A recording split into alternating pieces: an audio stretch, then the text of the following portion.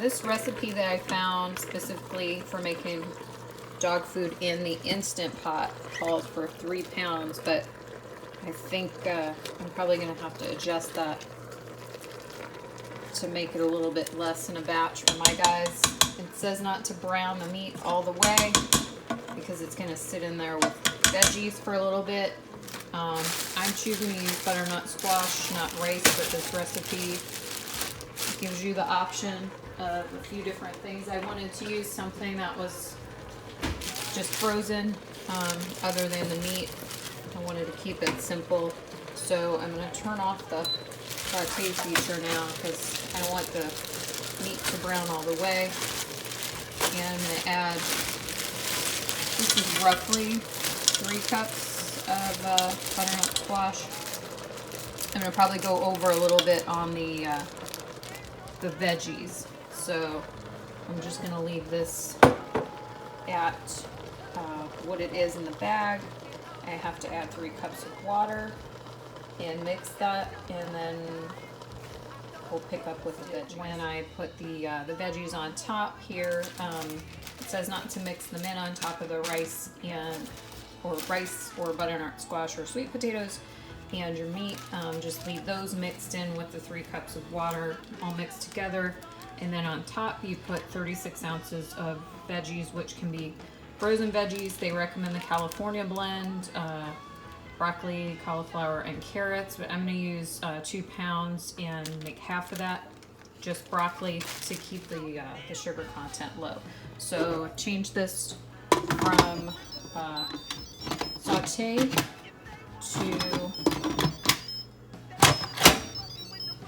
to manual 12-minute setting, and we're going to see what happens.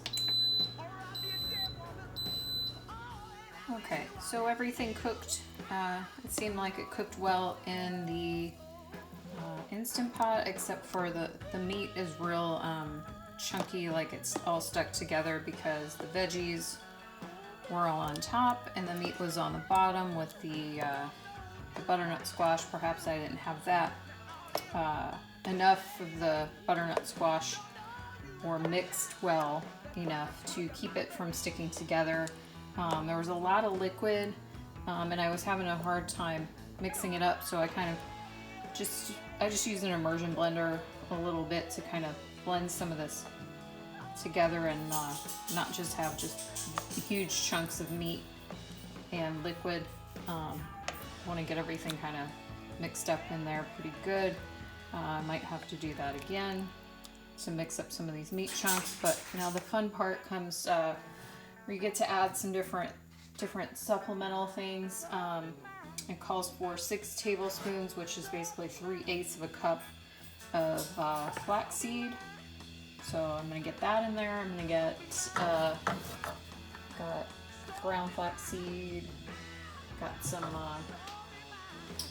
blueberries. It calls for 1.5 cups of optional fruit. It's one of the suggestions is bananas. Again, I think that's too much sugar. Another suggestion is blueberries, and then of course 6 tablespoons or 3/8 cup of coconut oil. Mix that in after it's all done in the Instant Pot because you don't want that to sit there and boil. And then I'm going to let it cool and I'll portion it out later. And I'm sure they're going to like it because it smells actually pretty good in here, and they've been very interested in it so far.